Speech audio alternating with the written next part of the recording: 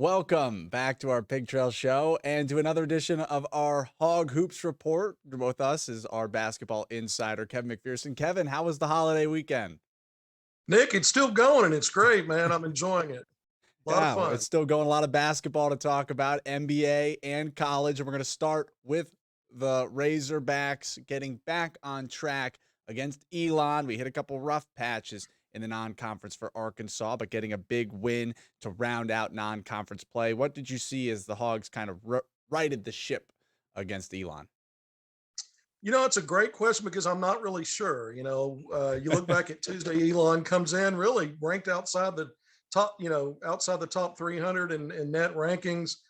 A team that only has 3 wins, only one against another Division One opponent. They've lost 8 of their last 9 games. So, you know, Eric Musman substituted freely. That's not really his MO, but against an opponent like that, after some of those rough patches that you talked about, coming off of basically a week where Arkansas went 0-2 in games that they were outplayed basically from start to finish. So, yes, good to get back on the winning track. Good to get a look at some guys that haven't played as much in this past game. But how does that translate? Because Musman's not, and he'd have to be completely breaking precedent to get outside of a really a 6-man rotation moving forward. Did he identify, anything in one game against a not very good opponent to change things up? I think there's been an ongoing theme with some of the problem areas that we'll talk about here shortly. And I think some of the answers to help fix some of those things have been on this roster, but have not been in the top 6 rotation. So very interesting when you look at Elon, not necessarily the result 81-55, which was expected, but some of the opportunities others got and how that plays going forward, because Arkansas opens up SEC play in the next few days. That's an 18-game grind. We know sandwiched in there is that SEC Big 12 Challenge, one more non-conference game against a West Virginia team, by the way, that's 11-1 and in the top 35 in NCAA net. But when you look at Arkansas, coming into the season with the high expectations, top 15 national rankings, they inched their way into the top 10. But even before they started losing, Nick, they started sliding back. The polls dropped them. The analytic rankings never liked Arkansas's body of work and the resume, even when they got out to 9-0. And they didn't look like, when you watched them, the eye test, they didn't look like a team kind of worthy of that top 10, top 15 ranking, even when they were winning. And then the losses kind of validated that. So we're going to walk through some of the specifics on some of the problem areas and things that need to be addressed, and some potential rotation tweaks as we look ahead, not only to the opener against Mississippi State, but maybe moving forward. And you addressed that last week. You said maybe they need to switch some things up in the rotation. Jackson Robinson got a start against Elon, Trey Wade, Chris Likes, as they go 10-2, the Razorbacks in non-conference play. The 2 losses Kevin's referring to is Hofstra and Oklahoma. They lost in Tulsa by 22. So you look back at the conference schedule, like you said, they started out 9-0. They dropped those 2 games in a row. They fall out of the top 25 in the AP poll.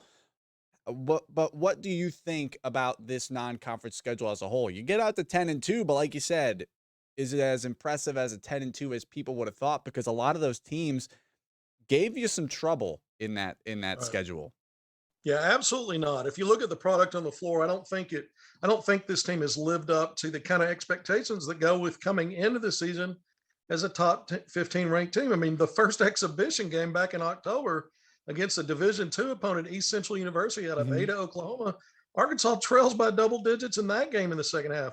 They were down Win by by a point in the 3. final minute and had to, uncork magic out of a bottle to win that game. And look, Arkansas has plenty of quality win opportunities ahead of it. We saw last year this team hit some bumps, but when we talk, and then that was an early SEC play and they got the ship righted. But when we talk about this non-conference schedule, I actually think it was an improvement as far as the quality of it relative to the season before. The season before leading into SEC play, the team played 8 straight games at home, no road games, and there were no high major opponents in there. This team hasn't played a true road game, but it's played away from home 4 times. Neutral sites, there's some high major opponents in the mix. Even when you took a big lump against Oklahoma, that loss doesn't necessarily hurt you in terms of net and strength of schedule. Hofstra's not all that bad either. what's bad about it is the way Arkansas lost. Arkansas was not really in those games. They were outplayed and they weren't the better team on those nights or let a win slip away. So you have to learn from that. But I think the overall opportunity in non-conference was to have multiple shots at picking up quad one wins. Arkansas gave itself a chance there. So a lot of cupcakes in there, maybe not as strong as a non-conference as it could have been, but I think it was an upgrade over the season before. But I don't know how much this team actually accomplished when you look at some of the recurring problems. This is one of the worst three-point teams in the country. And that's bad enough if you're talking about one side of the ball, offense or defense. It's both. Arkansas is one of the worst three-point shooting teams on offense. It's one of the worst three-point defensive teams. 300 or worse in several categories on defense, right around 300 in the shooting part of it on offense. And when you think about the game the way it's played now, a lot more small ball lineups, a lot of teams playing 5 out, less true post play, up tempo pace, trying to create extra possessions. And the 3 ball is a big part of that. A lot of teams take advantage of that. When you think about transition now, we used to think about fast break and get to the basket. A lot of transition now actually sets guys up for open looks and 3. So this is where Arkansas has really struggled.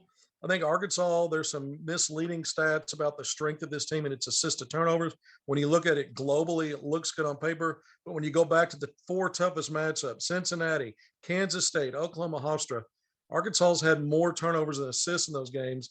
And if you really think about it, even in the games where the numbers look good, there were long stretches where there's just a lot of awkward interaction between the pieces on the floor. And even when there's a lot of passes, sometimes at the end of those passes, we're still 4 shots or maybe an overpass when there was an open look someone decided not to take. So there's just been a lot of, I think, problem areas on offense. Defense, it's mostly been behind the 3-point line. But look, when you go back to the Oklahoma and Hofstra games, Arkansas's back on track being a not very good Elon team. 2 games prior to that, where Arkansas had been really good previously in overcoming some of the things we just talked about that are problem areas. They were so good in the paint points in the paint, second chance points, getting on the glass. They didn't win those battles either against Hofstra and Oklahoma. This team has found a way to manufacture free throw line attempts and free throw makes. That's big because if you're not doing other things, if you're blue collar, if you're being physical, if you're finding ways to get offense and you're superior to your opponent, that helps you offset some of the problems. Again, against Hofstra and Oklahoma, the advantage just wasn't there. So those are the kind of things that if you're an Arkansas fan, you're concerned about moving into SEC play. But once again, Arkansas hit big snags last year. We saw it, losing 4 out of 5 games in SEC play after opening up with a road win against a not very good Auburn team. And Musselman made some tweaks in the rotation. And that's what I want to talk about even more today are some of the things we've been talking about. Who are some guys that can help this team? We talked about the weaknesses. Jackson Robinson, you mentioned it. Got a start, had a career high 14 points, was 3 of 6 from 3. He's played 74 minutes this season so far, Nick. And he's third on the team and made 3-pointers in that small sample size. His percentage at 38.5% leads the team, tied with KK Robinson, another guy that at his 11 minutes were the most he's played this season. In this last game against Elon, he made a 3-pointer, got a steal, got an assist, had a couple other passes that led to scores that I thought should have been maybe credited as assists. But I think both of these guys, what they bring to the floor will help Arkansas improve. I think would help Arkansas improve at both ends, especially Jackson Robinson on offense with 3-point shooting, not just because, he's efficient. He's got a quick release and he's catch and shoot. Arkansas has so many players that dominate the action with pound the ball, dribble the ball, hunt for shots. The ball's not moving, and maybe they don't get a good shot. Jackson Robinson makes an offense look really good because he can take that first pass. Doesn't have to be a great pass, and he's got a quick release, and he's confident, and every shot looks like it's going in. And so you need floor spacers like that. He's 6'7", so even if a defense stays attached or closes well on him, he can shoot over that. He's got plus arm length. KK Robinson plays with a pace. He's going to be a facilitate first type of guard if given the chance. And whereas Arkansas right now has score first guards, even guys that are primary handlers are really looking for their own offense first. And they're more comfortable playing that way. It's not that they don't bring qualities to the team that will help them, but you got too many guys that are too similar in that respect. So I think Arkansas's got a couple options in those two Robinsons. I called them Mhm. Swiss Family Robinson after that Elon game. They were 4 of 8 from three. The rest of the team was 4 of 14. Need more of that. But you saw Trey Wade and Kamani Johnson get opportunities in that front line. Yeah. There's blue collar toughness and grit there. 18-game SEC grind. You're out of the cream puff part of the non-conference. Now it's tough every night. Those guys are going to probably help Arkansas. So I think Musselman, I've taken a long journey to get to the point of, I think Musselman, like he did a year ago, when he finally turned to Devo Davis and Jalen Williams and some other guys, saw their minutes reduced. It wasn't until then that Arkansas righted the ship, won 11 straight SEC games, ended up ranked in the national top 10. We know how it ended. You finish second in the SEC, you make it all the way to the Elite Eight in the postseason. But it took some real changes in the rotation. I think the same thing's in order here. Now, I could be wrong about that. It may not play out the same way. And he may try things that don't make it a whole lot better. We'll find out. But I do think Arkansas will be the best version of itself with a different top 6 rotation than what we've seen through 12 games. And I mentioned some of the names that I think will help. And I know, a game against Elon, like you said, not the greatest opponent to put on the schedule. That's an opportunity for you to try some of those rotations out and not really have to worry about maybe giving up a huge lead or losing the game. I know it was close early, but that's an experiment game where you can, not start Devo Davis, put in Chris Likes and Jackson Robinson and see how it flows. But now, like you said, we're going into SEC play. You got Mississippi State on Wednesday, followed by Vanderbilt and Texas A&M. But you got to focus on the Bulldogs first. How do you like Arkansas's schedule as we go into the beginning of SEC play with Mississippi State? Well, it could be worse. There's 5 SEC teams currently ranked in the AP top 25. 8 of the teams in the league are in the top 75 of NCAA tournament net.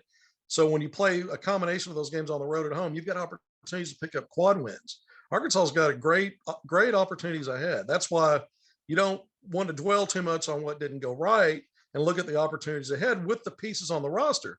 But you just asked a very good question. I think the answer to that is, if you look at how brutal the SEC is, most of the toughness on Arkansas' schedule appears to be in the second half of league play, those final 9 games. It looks like it's a more favorable schedule in the first 9. And look, for the first time in my memory, since Arkansas has been in the SEC, only one time this season will Arkansas have back-to-back road games in league play. Usually there's multiple road trips. This time it's going to happen once. And then at 3 different occasions this season, Arkansas will have back-to-back home games. So home stands. So I think that helps the Hogs. But I think, Mississippi State's a good team. 9-3, they're ranked 41st in net. Arkansas's, in the high 80s, 88, the last I checked. Mississippi State is a road game. It's an SEC opponent.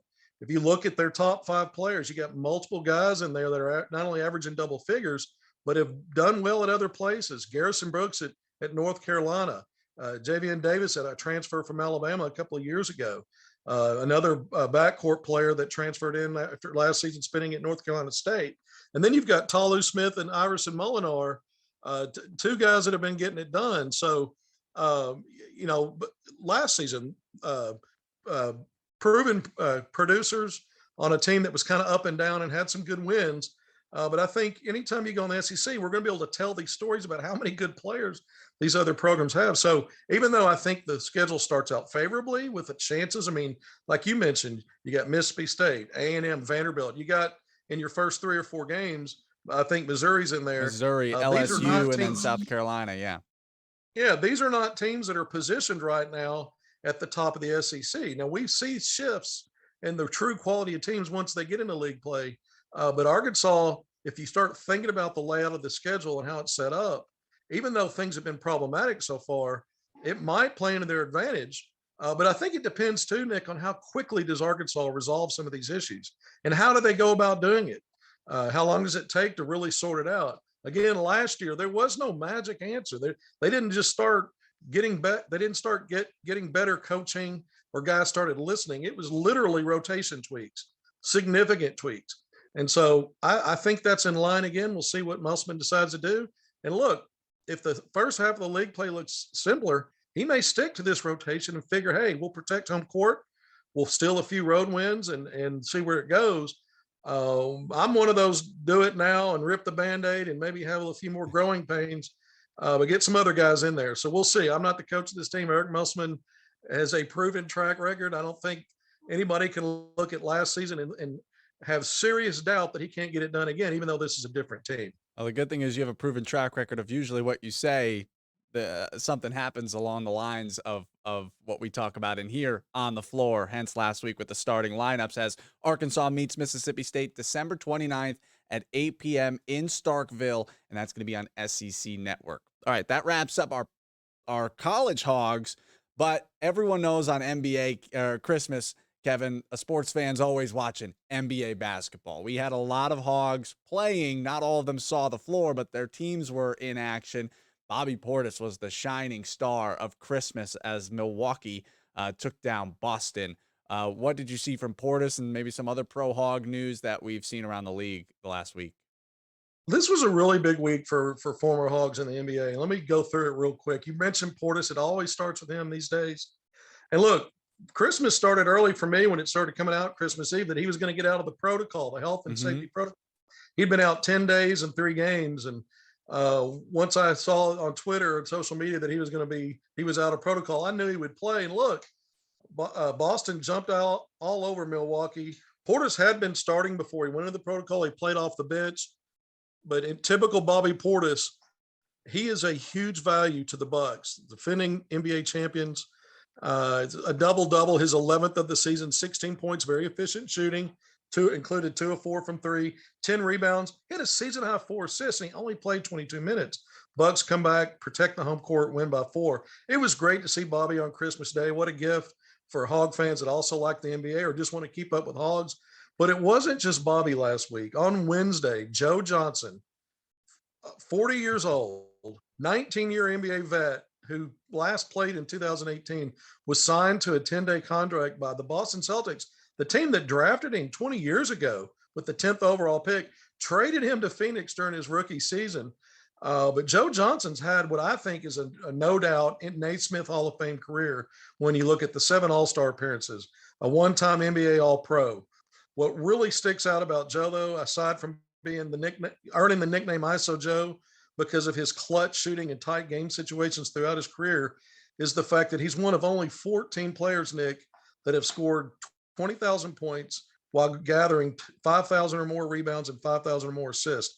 It is an elite group, and everybody in that group's either well cemented in the Hall of Fame, a top 75 all-time player, or a few guys that are still playing that are surefire first ballot Hall of Famers. Joe Johnson now, you look back at the last couple of years when he was out of the NBA, he was a 2-time Big 3-on-3 champion, Ice Cube's league that's gained popularity, 2-time champ, 2-time MVP of that. But now at 40, when he played signed Wednesday with the Celtics, played Wednesday night with the Celtics in their win over Cleveland, made a bucket to close out that game. He was 1 of 1 from the field and played in the last 2 minutes.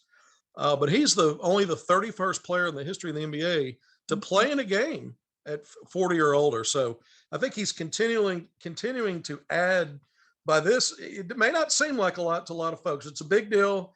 And I think Joe Johnson is representative of the Arkansas Razorbacks, state of Arkansas, Little Rock Central High product very well. And this just adds to his legacy. And then you look at over the week, a couple of Hogs have gone into the health and safety protocols. Patrick Beverly, Moses Moody. Before Moody went in, though, he made his first career NBA start. He followed up the next game with his first game of scoring in double figures, had 11 points in a game. You look at Daniel Gafford, continue to put his stamp as a starter with the Washington Wizards, hit 2 big free throws to help pull out and ice a close win against the New York Knicks on the road just a few days ago.